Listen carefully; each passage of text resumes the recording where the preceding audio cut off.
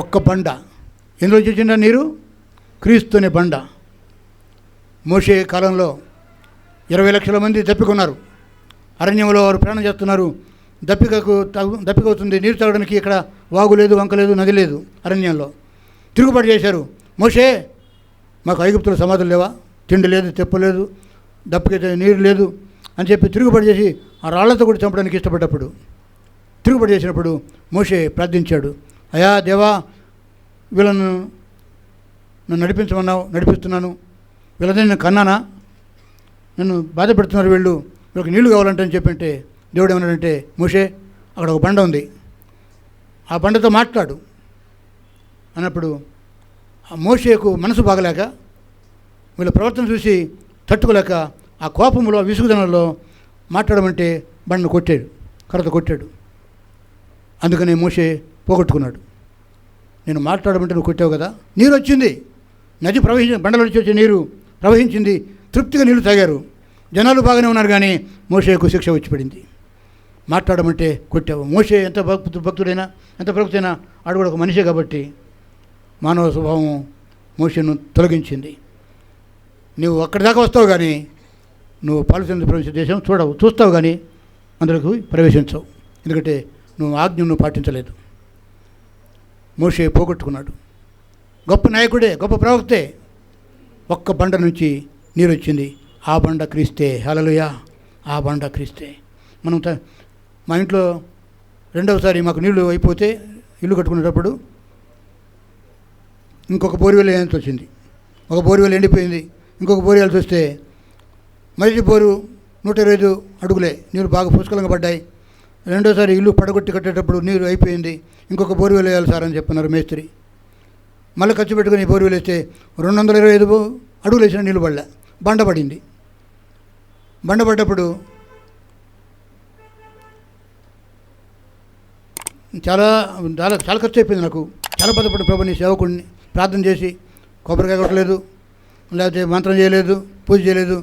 నిన్ను నమ్మి బోర్వెల్ వేసాం, 225 అడుగులు వేసాము. వాళ్ళేమో సార్ మా మిషన్ పాడైపోతుందిగా, ఎందుకంటే మేము ఎక్కువ వేయలేము, ఆపేస్తున్నామని చెప్పి తీసేశారు. అయినను విశ్వాసంతో సబ్మర్జిబుల్ మోటార్ పెట్టుకున్నా. ఇప్పుడు నీరు పాత దానికంటే ఎక్కువ నీళ్ళు అందులోంచి వస్తున్నాయి నాకు నీళ్ళు. హల్లెలూయా. బండలో నుంచి నీళ్ళు వస్తే మురికి ఉండదు, బండలో నుంచి బురద నీళ్ళు రావు, బండలో నుంచి స్వచ్ఛమైన నీళ్ళు వస్తాయి. హల్లెలూయా. నాకు దేవుడు నా ఇంట్లో అనుభవం ఇచ్చాడు. ఆయన ప్రేమ నన్ను చూపించాడు. ఇప్పటికీ అందులో మంచి నీళ్ళు నాకు వస్తున్నాయి. బండలో నుంచి నీళ్లు, ఇది చిన్న అనుభవం ఇది. కానీ యేసయ్య మనకు బండ అయి ఉన్నాడు. బండలాంటి యేసుక్రీస్తు వారిలో నుంచి ఒక మంచి నీరు వస్తుంది, జీవజలం. ఆయన జీవాహారము, ఒక్క ఆహారం తిందాం. ఆయన ఆయన జీవజలము, ఆ జలం తాగుదాం. ఆయన బండ, ఆయనే మనకు బండగా ఉన్నాడు. అయితే 7వ అనుభవం ఏంటంటే చచ్చారు. ముగిస్తున్నా. ఎందుకు చచ్చారంటే, అయితే వారిలో ఎక్కువ మంది ఎలా ఉండలేకపోయారండి? దేవునికి ఇష్టలుగా ఉండలేకపోయారు.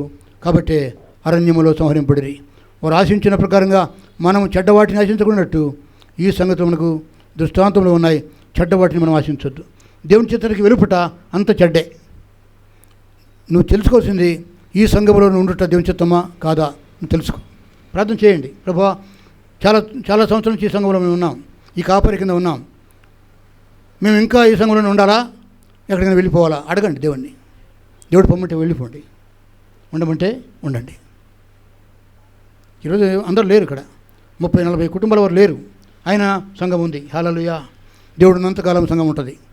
ఆయన దీపస్తంభాన్ని తీసేస్తే నేనేం చేయలేను. నేను దీపస్తంభం కాదు, సంఘం దీపస్తంభము. ఆయన జ్యోతిర్మయుడు, ఆయన ప్రకాశిస్తూ ఉన్నాడు. వెలిగించవలసిన బాధ్యత ఆయనది. ఆయన మనం వెలిగిస్తాడు, సంఘాన్ని వెలిగిస్తాడు. జనమున అక్కడికి పరిగెత్తి నువ్వేం పొందుకోలేవు. ఇక్కడ లేనిది అక్కడ లేదు. దేవుని సహవాసము, మనుషుల సహవాసం కోరుకోవద్దు. పాస్టర్ గారు ఎంత మంచోడు చెడ్డోడు అది కాదు. ఇక్కడ దేవుని సన్నిధి ఇక్కడ ఉందా లేదా అడుక్కోండి. ఇక్కడ దేవుని సన్నిధి ఉంది అనుకుంటే ఇక్కడే ఉండండి. ఇక్కడ దేవుని సన్నిధి లేదనుకుంటే వెళ్ళిపోండి. నేనెవరిని? పొమ్మటానికి నేనెవరిని? రమ్మటానికి నేనెవరిని? నా కోసం మీరు రావట్లేదు, మీకోసం నేను రావట్లేదు. నా సేవ నా కోసమే, నీ సేవ నీ కోసమే. వారు చెడ్డవాటిని నశించారు. దేవుని చిత్తానికి వెలుపట అంత చెడ్డే. అది మంచిగా కనపడుతుంది నీకు. ఇది నాన్న ప్రశ్నించుకోండి, ప్రభువా ఈ సంఘ సాహసంలో ఉండాలి, ఇది నిశ్చిత్తమా కాదా అడగండి. నిజంగా వెళ్ళిపోమంటే వెల్కమ్, నో ప్రాబ్లం. ఎవరి వలన ఎవడు బతకడు, దేవుడు బతికితేనే మనం బతుకుతాం. ఆమేన్. అభిప్రాయ భేదాలు వస్తాయి. ప్రభు అన్నాడు, అభ్యంతరం కలుగుగా మానవు. అభ్యంతరం కలుగుట మానవు, అవి కలుగుతూ ఉంటాయి మనుషులు కాబట్టి. అభిప్రాయ భేదాలు వస్తాయి, అభ్యంతరం కలుగుతాయి. అంత మాత్రం చేత నీ ఇష్టం కాదు. ఎవరి వలన అభ్యంతరం కలుగునో వాడికి శ్రమ. నా వలన అభ్యంతరం కలిగితే అది నాకు శ్రమ.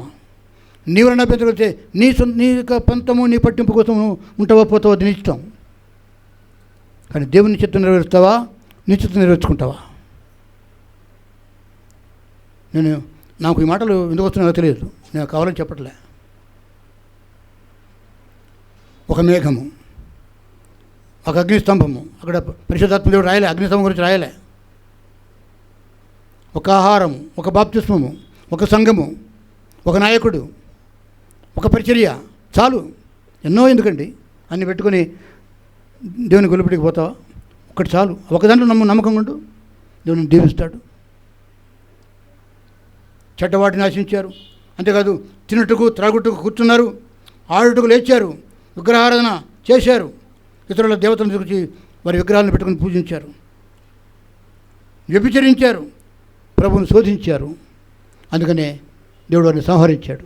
ఏదైనా మనలో ఎవరు చనిపోవటము, ఆత్మీయంగా చనిపోవటం దేవుని చిత్తం కాదు. మనం బ్రతుకుదాం, ప్రభు కోసం బ్రతుకుదాం. ప్రభు నిరంతరం జీవిస్తాడు. ప్రభువును సాయించును గాక. ఆమెను. హల్లెలూయా. మహా గొప్ప దేవ మా యేసయ్య, మిగిలిన కొన్ని నిమిషాలను మనం ఆత్మీయంగా నడిపించి మహిమ పొందండి అయ్యా. ఆ ఒక్క పానీయము, ఆ ఒక్క ఆహారం తినడానికి మాకు ఇచ్చిన కృపను బట్టి మీకు స్తోత్రాలు. ఈ బలను మీ పిల్లలు సిద్ధపరుస్తున్నారు. పరిచారకులను దీవించండి, గ్రామాలను దర్శించండి, త్వరలో వారిని నడిపించండి. వారి తిరుగు ప్రయాణంలో క్షేమం అనుగ్రహించండి. అక్కడ జరుగుతున్న వివాహాల్లో, వారి యొక్క గృహప్రవేశాల్లో, వారి యొక్క ఇతరమైన పనుల పట్టణాలలో వారికి మీ తోడుగా ఉండండి. స్థానికంగా ఉన్నటువంటి మీ పిల్లలందరినీ దీవించండి. నిజమైన ఎవరెవరు మీ సంఘంలో లేరు, ఏ కారణం చేత లేరు, వారితో మీరు మాట్లాడండి, నాతో మాట్లాడండి అయ్యా. ఈ సంఘము మీదని, మీరు స్థాపించిన సంఘమని, మీతో మేము ఉన్నామని మేము నమ్ముతున్నాం. మా కుటుంబాలను, మా సంతానములను దీవించండి. మా వ్యాపారంలో ఉద్యోగులను దీవించండి. మాకు ఇచ్చిన పరిచర్యను దర్శించండి. ఇశ్రాయేలు 6 అనుభవములు పొంది కూడా వారు నశించిపోయారు. వారు మీకు ఇష్టలుగా ఉండలేకపోయారయ్యా. మేమంటే మీకు ఇష్టమే, కానీ మేము మీకు ఇష్టలుగా ఉండుట అవిశ్వాసములకి వెళ్ళిపోతున్నామేమో. మనం క్షమించండి, దీవించి నడిపించండి. మీ బలలో చేయవేస్తున్నాం. ఈ రొట్టెను మీ శరీరం గాను, ఈ పాత్రను మీ రక్తం అభిషేకించుకోండి. దీవించి పంపించండి. మా దశమ భాగములు, మా స్వేచ్ఛార్పణ మొక్కుబడులు అంగీకరించండి. మమ్మల్ని అంగీకరించండి. మా హృదయాలను స్వీకరించండి. దీవించి నడిపించండి. యేసు నామములో అడిగి పెడుకుంటున్నాము తండ్రి. ఆమేన్. హల్లెలూయా. తండ్రి దేవుని ప్రేమ, ప్రభువైన యేసుక్రీస్తు వారి కృప, పరిశుద్ధాత్మ దేవుని అన్యోన్య సహవాసము, ప్రియ సంఘ సహవాసంలో ఉన్న మనందరికీ, మన కుటుంబాలకు, సంతానములకు, సమస్తమునకు, సంఘమునకు, పరిచర్యకు, సకల పరిశుద్ధులకు, ప్రపంచ సంఘానికి, ప్రపంచ ప్రజలకు, ప్రభుత్వాలకు ఇప్పుడెల్లప్పుడు సదాకాలం తోడుగా ఉండి కాపాడి భద్రపరిచి దీవించి స్వస్థపరిచి విజయ పదవులు నడిపించును గాక. ఆమేన్. హల్లెలూయా. యేసు రక్తమునకే జయం. ప్రభు యేసు రక్తమునకే సంపూర్ణ విజయం. అపవాది క్రియలకునంత నాశనము కలుగును గాక. ఆమేన్. ఆమేన్. ఆమేన్.